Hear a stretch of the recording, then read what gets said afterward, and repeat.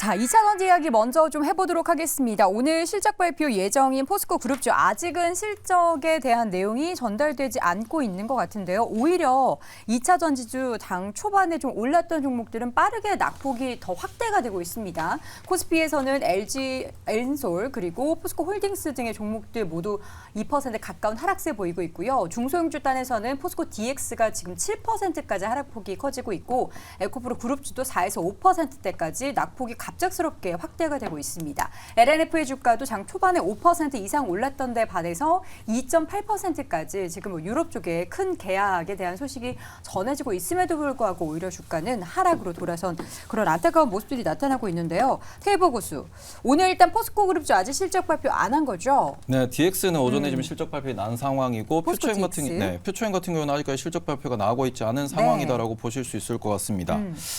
지금 뭐 실적을 일단 기다리고 있는 상황에서 이렇게 실적이 늦게 나온다라고 하면 또 그룹사 중에서 한쪽은 나오고 한쪽은 안 나왔다라고 하면 조금 시장의 불안감을 키울 수 있는 요인이다 보니 이런 부분도 조금 하락에 일조하고 있지 않나 이렇게 좀 볼 수 있을 것 같은데요. 네. 조금 그동안 투심도 안 좋았는데 조금 더 하락폭이 이렇게 커지면 커질수록 이게 뭐 키움증권 관련돼서 조금 말씀을 드리면은 또 키움증권이 미수 거래를 막은 게 있습니다. 막았다고요? 네, 일부 종목에 대해서? 네, 일부 종목 막았는데 거기에 포함된 게 에코프로랑 에코프로 BM 그리고 포스코홀딩스랑 포스코 DX입니다.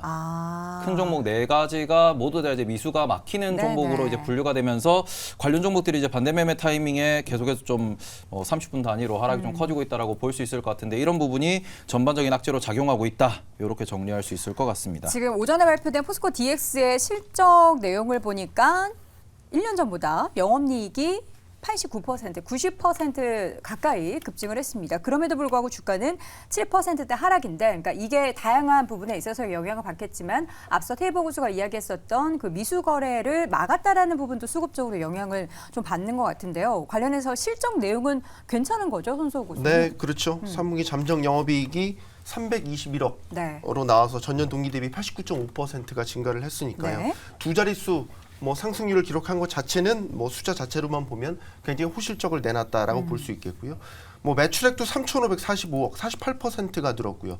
단기 순이익도 262억 원을 기록을 해서 75.9%가 증가를 했습니다.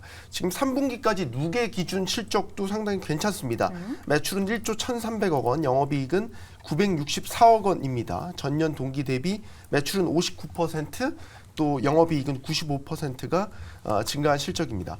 이 포스코 DX의 경우에는 2차 전지를 비롯한 친환경 미래소재와 관련돼서 설비 증설을 포스코 계열사들이 하고 있고 이와 관련된 스마트 팩토리라든지 공장 자동화, 산업용 로봇까지 수주 기회가 전반적으로 확대된 결과다라고 볼 수 있겠고요. 특히 이제 포스코 DX는 지금 기업가치 재평가를 통한 주주가치 제고를 위해서 유가증권 시장으로의 이전 상장을 추진하고 있다는 것도 하나의 재료로 판단해 두고 보시면 될 것 같습니다. 사실 포스코 DX 같은 경우에는 그래도 2차 전지주 내에서도 그동안 상대적으로 탄력적으로 더 올랐고 빠질 때도 덜 빠졌습니다. 그럼에도 불구하고 오늘은 좀 낙폭이 큰 거는 아무래도 좀 수급적인 부분에 좀 큰 영향이 있지 않나 싶은데 그 외에 다른 종목들이 지금 하락폭이 더 커지는 게 좀 더 문제인 것 같습니다.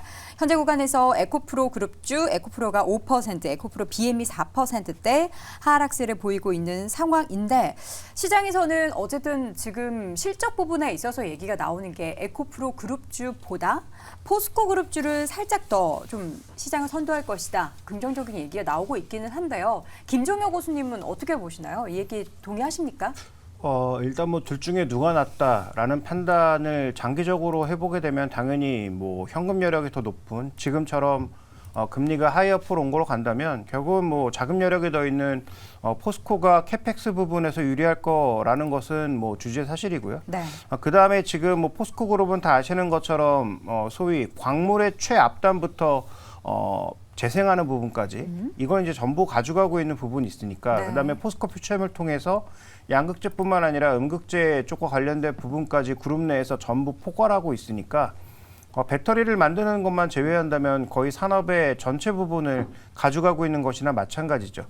그런 차원에서 저는 좀 더 메리트가 있다라고 보여지는데 중요한 건 포스코 그룹이나 에코프로 그룹이나 지금은 다 좀 시간이 필요한 게 아닌가. 왜냐하면 뭐 오늘 나온 뉴스에서 아시는 분도 있겠습니다만 미국에서 중고차 사려면 신용이 나쁜 사람은 금리를 21%를 물어야 됩니다.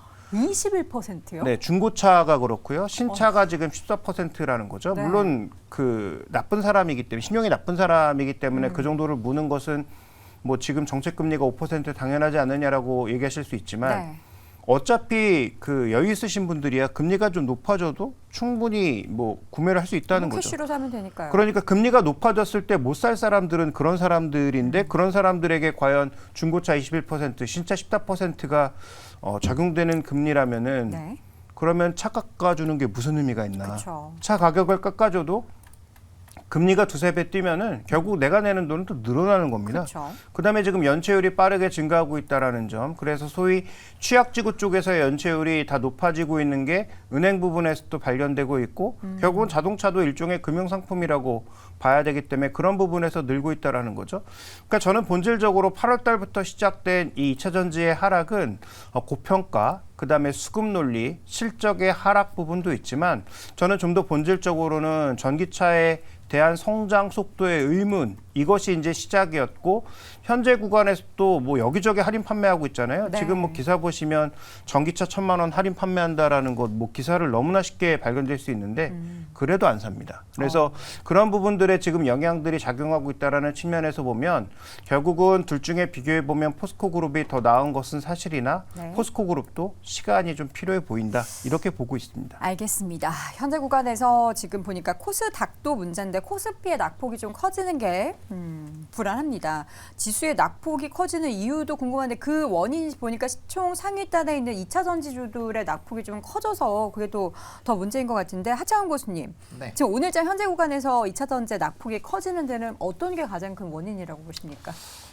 일단은 뭐 키움증권 앞에서 말씀해 주신 것처럼 그 부분을 일단은 좀 배제할 수 수급적인 없다라는 영향. 수급적인 부분도 일단은 좀 한 영향을 갖고 있다라고 보시면 좋을 것 같고 뭐 좀 그 이전부터 말씀을 드려왔던 부분이긴 하지만, 그러니까 상승을 할 때는 이제 좀 긍정적으로 반영이 됐었던 쪽만 시장에서 부각이 되고, 뭐 사실 이제 전기차 뭐 성장률이라든지 이런 출하량에 대한 절대적인 이런 흐름들, 뭐 이제 보조금부터 시작해서 뭐 다양한 부분들을 너무 좋게 평가한 기준을 유지를 하고 있었다라는 거죠. 근데 네. 그게 최근에 뭐 탄산이통 가격도 엄청나게 하락을 한 상황이고, 뭐 최근에 뭐 한 주 전쯤에는 선물 가격도 한번 하한가 나왔었거든요. 네. 그러니까 그 정도로 가격 조정들이 좀 세게 나오고 있는 상황이기 때문에 지금 상황 자체가 조금 녹록지 않다라는 거죠. 그래서 그런 것들로 이제 이전에 잡았던 시나리오 대비했을 때 뭐 판가라든지 이런 원자재에 대한 초과 공급 이슈들 이런 것들이 좀 반영이 되고 있어서 이 우리가 지켜보고 있었던 이 기간보다 더 길게 봐야 되는 상황이라는 네. 거죠. 물론 이제 전기차라는 시장이 친환경적인 부분으로 본다면 충분히 장기적으로는 더 우리가 예상한 것보다 더 커질 수는 있겠지만 어쨌든 간에 그 처음에 주가가 올라가기 시작했을 때 그 시점과 비교했을 때는 여러 가지 부분들이 좀 상당히 좋지 않게 됐다라는 거죠. 그래서 그런 부분들이 좀 포커스가 되어 있다 보니까 좀 시장에서의 좀 투매력이 나오고 있다라고 보시면 좋을 것 같고, 결국에는 시장을 주도했었던 섹터가 2차 전지이기 때문에 시장이 눌리게 됐을 때 이쪽에서 물량이 나올 수밖에 없다라는 점을 좀 참고를 해보시면 좋지 않을까라는 생각입니다. 지금 에코프로가 70만 원이 깨졌습니다. 이거 70만 원이 뭔가 뭐 의미가 있는 가격대는 아니겠지만 어쨌든 계속해서 그 뭐 80, 70 이렇게 숫자가 좀 낮아진다라는 것은 심리적으로 더 좀 불안감을 조장하는 그런 원인이 되는 것 같아서 좀 많은 투자자분들의 좀 시름소리가 지금까지 들리는데, 그럼에도 불구하고 그래도 최근에 좀 좋았던 얘기는 2차 전지 쪽에서 LNF가 새롭게 계약 소식이 유럽 쪽에서 좀 대규모로 계약을 한다라는 소식이 전체적으로 2차 전지주들의 다시 한번 단비를 좀 내릴 만한 역할을 하지 않을까 하는 기대감이 조금은 있었는데, 이 소식이 뭐 어제 오늘 LNF 주가를 살짝 들썩이기는 했지만 크게 영향을 미치는 것 같진 않아요. 오늘 오전까지는 오늘 오전까지 같은 경우에는 LNF가 좀 잘 버티는 모습을 보였다라는 점이 네. 물론 어찌 보면은 다른 2차 전지 업종이랑 차별화된다. 그런 기업들과 차별화된다라는 관점에서 호재로 작동했지만 일단은 코스닥 전체 매도에 대한 수급을 이겨내지 못하고 있다. 그러니까 이 부분에 있어서 좀 더 차별화되는 모습을 기다려야 되지 않을까. 이렇게 좀 말씀을 드리고 싶고, 네. 제가 오늘 아까 전에도 그 특징주 관련해서 말씀 주셔가지고 LNF를 말씀을 드리긴 했는데 일단은 뭐 낙폭 과대라고 볼 수 있는 부분이었고, 오늘 아침에도 보고서가 하나 나왔습니다. 네. 목표 주가를 좀 낮추 낮추긴 했지만 그럼에도 불구하고 목표 주가를 30만 원대로 지금 삼성증권에서 이제 레포트를 하나 냈는데 그런 걸 참고해 보시면 여전히 앞으로 실적이 늘어남에 따라서 특히 뭐 유럽향으로 나오는 이런 실적에 대한 기대감은 존재를 하고 있다. 그러다 보니 지금 말 그대로 시장이 흔들리는데 개별 종목만 요거를 이겨내는 것은 좀 어렵기 때문에 네. 요거는 조금 지나가는 좀 시간이 필요하지 않나 이렇게 보셔야 될 것 같습니다. 네, 저희가 실적 발표 내용은 나오는 대로 전달해 드릴 예정인데요. 사실 오늘 저는 개인적으로 포스코그룹주 실적이 좋아진 것을 이야기하면서 여러분 오늘 포스코그룹주 실적 이렇게 좋습니다. 그리고 2차 전지주가 다행히 반등을 하네요. 이런 이야기를 함께 나누려는 그런 마음이 있었는데 반대로 오히려 시장에서 오늘 2차 전지주들의 낙폭이 또 갑작스럽게 좀 확대가 돼서 그러한 부분들을 더 집중적으로 확인을 해봤습니다. 내용 중에 하나 추가적으로 손수호 교수님 요거 좀 챙겨주시죠. 네. 포스코그룹 관련해서 노조 파업 얘기가 지금 있는데 요거는 좀 부정적으로 영향을 미칠까요? 네, 실제로 파업이 현실화되면 이제 창사 이래 처음 파업이라는 아주 상징적인 부분도 있는 거고요. 네. 뭐 워낙 국내 철강 시장에서 포스코의 점유율이 절반 이상 넘지 않습니까? 51.8%에 이르고 있고 국내에서만 뭐 1000여 개 고객사, 해외에서만 2,400개 고객사를 확보하고 있는 포스코이기 때문에 만약에 파업이 장기화될 시에는 재고 부분이 다 소진되고 그 다음에는 이제 전방 산업에 대한 본격적인 충격이 있을 것으로 보입니다. 특히 이제 뭐 자동차라든지 네. 뭐 조선 건설 업종이 가장 1차적인 피해를 볼 것으로 예상되고요. 특히 이제 작년 9월에 흰남노 태풍 흰남노 영향으로 고로가 처음으로 중단됐었잖아요. 네. 고로를 가동해서 이제 정상화시킨 지 몇 개월 되지 않았는데 다시 파업 위기에 닥쳤기 때문에 그런 부분은 지금 뭐 4분기 실적 전망도 안 좋은 상황에서 엎친 데 덮친 격으로 좀 뭐 투심에도 부정적인 영향을 미칠 거라고 보고요.